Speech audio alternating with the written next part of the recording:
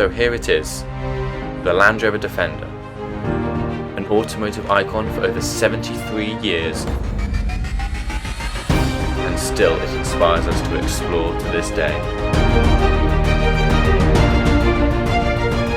So here we go. This particular model that we have with us to test today is a TD5 from the year 2000. Now TD5, as you can see on the sticker down here, that refers to turbo diesel 5 cylinders. Nice and simple, basically means the car engine has 5 cylinders and a turbocharger. And it's a diesel. That's literally the explanation of that badge there. Now, interestingly enough, or maybe not, I think it is, if you go to your local Land Rover dealership or online and look up Land Rover Defender, even just into Google, you won't see this car. You won't even see anything near like this car, because what you will see now is new Defender. It was officially launched in 2018, subsequent relaunches for different variations, taking us right to 2021, where the latest 90-inch wheelbase of this type of length of new Defender has been launched. But enough about new Defender. That is, hopefully, fingers crossed, for an entirely different video, and believe me, am I looking forward to that. This Defender though, as I say, is from the year 2000, so it's 21 years old today. I mean, not today, it's not its birthday. In fact, I believe its birthday is in September. I am actually extremely happy and giddy about this car. It is my own car. So the versatility in the bumper is fantastic, but of course, not every car can tow absolutely anything. That's one of the reasons the Land Rover Defender is the size it is. It's one of the wheels are so big, it needs to be able to grip the ground and pull anything. So for that reason, it was made to have excessive torque. Well, not excessive, but just a lot of it. Now, I won't bother boring you with what torque is if you're truly interested. I advise you to Google. What I will tell you is torque is the pushing force when you're talking about wheels in angular momentum, or rather from an angular point of view. So to review, we have big wheels, we have lots of torque, and we have a big bumper that allows us to be extremely versatile with what we attach to it. As you can imagine, this car is actually going to weigh quite a bit of weight. In fact, this whole car is about 2 tons. 2.5 actually, I think I recall reading somewhere about my car. So it's not light either, which is another reason it has a lot of torque. It needs to move itself. But you might be sitting there watching this thinking, well, hold on, you're talking about driving across fields, towing things, why wouldn't you use a tractor? Well, it's a very good question. Tractors literally are for this, after all. And in fact, many farmers do have Defenders, but they don't use them for tractors. Well, first reason, if you drive in the country more than once a month, you will no doubt have at some point been stuck behind a tractor. They are big, they are cumbersome, they are slow, and they can be quite difficult to overtake, especially on country roads, which bend a lot, so you don't have a lot of straights to see past, and it's always, annoyingly, whenever you're on the bends, the roads are empty and you could overtake if only you could be sure you weren't going to hit something. But when you're on the straight and you have the option to overtake, there's always a car. It's just sod's law, I guess. So the Defender offers a lovely, viable, I suppose, stand-in for a tractor when you're not trying to tow something huge. You don't need your tractor, but you do need a big utilitarian vehicle. The Defender is a fantastic substitute for that. Furthermore, tractors are actually kind of difficult to drive. I mean, they're simple in the sense of, like a car, they have an accelerator, a brake, a clutch, and a gear stick and steering wheel, but they've got 101 other buttons inside for all the other tractor functions, like running a plow, or any of the other farming agricultural equipment a tractor has. A Defender really is simple. It's plug and go. Turn the key on and drive. But now, if we get into the Land Rover, and we close the door, we see it's quite tight in here.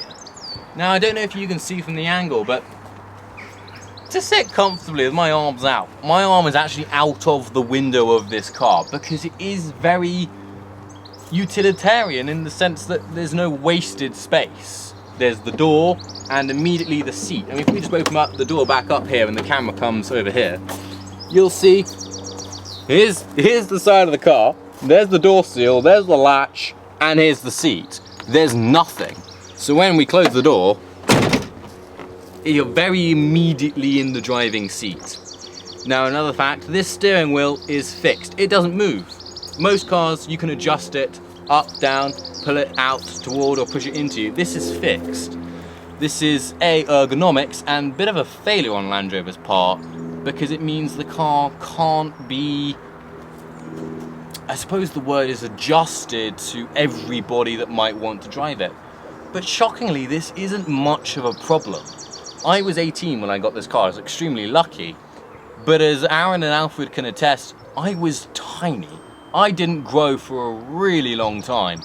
In fact, I've talked to my family about it. I was about 5'5" in height when I first got this car. And that probably means I was actually like this. Now, this did present a problem, I will admit, with visibility. I only just saw over the steering wheel, and my blind spot at the front of the car was probably about 1 meter in length. But in the 5 years since I've grown, I am now about 6 foot. The only difference is I'm taller and my blind spot has been reduced to about 1/2 meter in front. The steering wheel still isn't a bother to me. The door is not really, yeah, I hit my elbow a lot, and when the window's up because it's cold, sure, I can't be more relaxed like this. But I'm okay for headroom, and if we open the door, my knees are actually very far from the car. The only other problem, which again was a problem when I first got this car, is the handbrake's location right here. Hits your leg quite a bit when you're driving, but after about the first 5 minutes of the car journey, you sort of just forget it's there. And then if you just come down here, Aaron, so you can see the pedals, they, like in most cars, don't move, but that's okay. There's, you know, my height as 5'5" or 6 foot is unimpeded with my ability to use these pedals. So really, it was weird that Land Rover made this steering column fixed and immovable, but it didn't affect anyone. So then, steering wheel done, we move on to the lovely instruments. I'm actually just going to have to move the car a bit because the way I've parked, my steering wheel is blocking these instruments. So if you want to stand back, then you can hear this lovely baby roar. That's just on idle. This is it revving.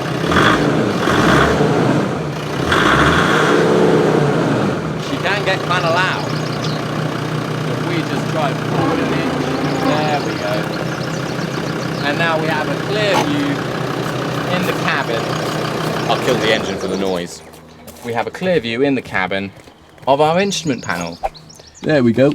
So, really terrible switchover of camera ship. I'm now actually operating this, me, Henry. Can we all see what's different? Or rather, what isn't here that is here in most cameras? We have a speedometer with the odometer down here. That's reading my mileage. Fuel gauge, temperature gauge, and clock. We don't have a rev counter. Now, Land Rover, no Defender has a rev counter. There's an argument I've heard that the V8s have rev counters, but I've looked at V8s on Auto Trader and I don't see a rev counter there. Turns out, to make a car, you don't actually need a rev counter. You don't even need a clock. These three instruments are really all you actually need when making a car. And you can sort of see that the green here, you've got the white, that's miles per hour, and the sort of green, fluorescent, glow-in-the-dark colour numbers is kilometers per hour, which is extremely useful. Then this strip down here, this is your instrument lights. So if we just turn the electrics on, there we go. That's engine check light, that just comes on and goes off. That's the heaters. Because this car is a diesel, diesel freezes, or rather turns to a gloop at a warmer temperature than petrol does. So the heaters make sure that it's nice and hot and warm so that it's not gloop for the engine. This is check engine levels for coolant or oil. This is battery. Those go away when you start the car. And then this is my handbrake light. If we just start the car, those two go away, the handbrake stays on. We'll kill it now. Now if I just give you back to Aaron. Hi! You can see my lovely face again. I'm joking, it's not nice. I know, it's shocking. Interestingly enough, lights that are missing from this, the door light and the seatbelt light. Now to clarify, what I normally mean is when a car is running, if you open the door or unplug your seatbelt, you'll get an annoying tone, and in the instrument cluster, an image, a light will illuminate that depicts the car with a door open. In more modern cars, it'll actually show you where on the car the door is open. Likewise, if you're driving the car and the seatbelt is not plugged in, you'll get a really annoying tone with a light illuminating showing the seatbelt not plugged in. This car has neither tone nor light for either scenario. I don't quite know why. I'm going to imagine this was one of the safety features that the EU came after about this car in 2013. They said, it's an agricultural vehicle, it doesn't need them. Either way, I quite like it. Another interesting light that this car has, which most doesn't, is locking differential lights. So I'm just going to switch to a camera so you can see what I'm talking about here. So this down here is gear lever, part of the gearbox and the transfer box, which I'll explain later. If you see here these words diff lock, these refer to a form of traction which in here will illuminate. The light's about here. I'm not going to turn it on because it's actually a real pain to do. I say that, of course, for now we're going to turn it on. We're in neutral. So we're going to put our foot on the clutch and then we're just going to move this to the left. Oh, it's really heavy. There we go. Then we're going to lift our foot off the clutch. And now we can see the diff locks are in and this light has come on.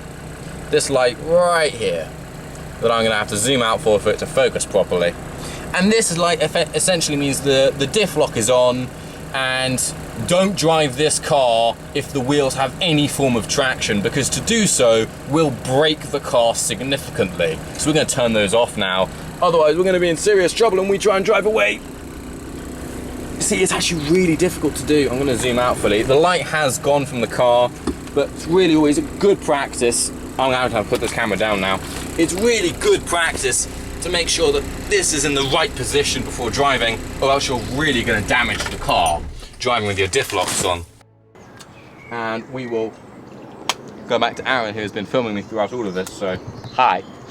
So that's a nice interesting light, which most cars don't have, although if you have a diff lock in your car, you will also have that. A lot of other lights in here, and I'm going to be honest with you, I don't know what they do. I can't even find out. I've looked online, I've looked in the manuals, I can't find them. There are lights, this is the grid system, there's about two rows and about 7, 10, there's more. I think it's about 15 columns. I don't know what half of them do, I'm going to say. But, you know, you don't need to until they go wrong, and then you just know that it's a warning light, so you should pull over, find out what the warning light means, and then take it to a garage. And if you think that's dangerous or silly, that I don't try and educate myself on my warning lights that have never come on, I ask you, how many times have you been driving your car and the warning lights come on and you've gone, what does that mean? Actually, I say that, I know what one of them is that has only come on. It hasn't come on in this car. I drove another Defender previously and it came on in that car. And that's the diesel filter. Filter is not a word. The diesel filter, which, like I say, the transfer box has 4 modes. High range, low range, and the diff locks for high range and low range. If you leave it in low range long enough, the diesel filter gets clogged and the warning light comes up for you to unclog it. Interestingly enough, I phoned Land Rover about how to do this. Their answer was really rather fun. Put the car back into high range and blast it up and down the motorway for half an hour, and that'll clear the filter. I was more than happy to do that. We're back, viewers, inside the car, and I wanted to show you a few more fun little quirks with this car. Number one, the ignition key. Now, on almost every car I've ever seen, the ignition key is positioned here. And in fact, you do even see a little hole here, like the key was once here. But on nearly every Defender TD5 model that I've seen, the key is in fact over here on the inside of the car. It's a lovely little security feature, really. But it can get very confusing for people who have never been in this car before. Then just above it, we see this little lever. This is the indicator, lights, horn. The engine needs to be on. It's quite a loud horn. It's also a little broken. There you go. Takes a few goes. Just below this, however, is your lights. Normally on a car, this is a dial located here. But instead, what is located here is your hazard lights, rear fog lights, rear demister. And over here, on this lever, instead of a dial, is in fact your lights. It has 2 settings. Well, actually 3 if you count off, which is where it currently is. It's off. This is side lights, and this is main lights. Main lights don't come on when the engine is off, but the side lights do. And in fact, if we go back to our instrument cluster here, we see this light here. This is both the side light and the main light view. So really, you don't know which setting you're on. You just know your lights are on a setting. And I'll turn them off now because they can drain the battery. But that's a fun little tidbit. And then of course, when the light indicator here, this is flashing your lights, and the light even comes on here. The lights may even be flashing, I don't know. Oh, they are, I can see. In the distance, they're flashing. So they are flashing, and then obviously you push them down when the lights are on, and they go on full beam. Then we come over here to the further interior of the car, and you see this lovely confusion here. Now this is the cigarette lighter, also power socket, which I use to charge my phone. This we're going to ignore for a minute. This is the direction of your lights. This again is normally on the dial that is normally located over here for your lights. Nearly every car I've seen has one of these, and this is another factor of I don't know what they do. I did find out and investigate on this. I parked my car in front of the garage and turned the lights on, and I played with this dial. And it turns out that what this does is this changes the angle of the lights. So 0, the lights are near horizontal, but put it on 3 or 1, 2 or 3, and they incrementally lower the angle of the lights like this, so they show closer to the road. I don't quite know a situation when you would want this, and as such I always leave it on 0 so they reach further as far as possible. Then we have this switch, which we're going to come back to, and then this is your rear wipers. It only has 2 settings, off and on, and then you push in for rear windscreen wash and turn to turn the wiper on. Now I'd like to draw your attention back to my car door and this. This is a window winder. You wind it, the window goes up and down. However, if we zoom in on the passenger door, we see that it's just a little hole that's been filled, but no winder. So how does the door open? Well, that's where we go back to these lovely switches here, because one of the previous owners of this car had a dog who loved to put his head out of the window. Now obviously, with a manual winder on this door, the dog could not put his head out of the window, so instead the owner had installed an electric window, which I'll just operate now for you, for his dog, so he could put his head out of the window.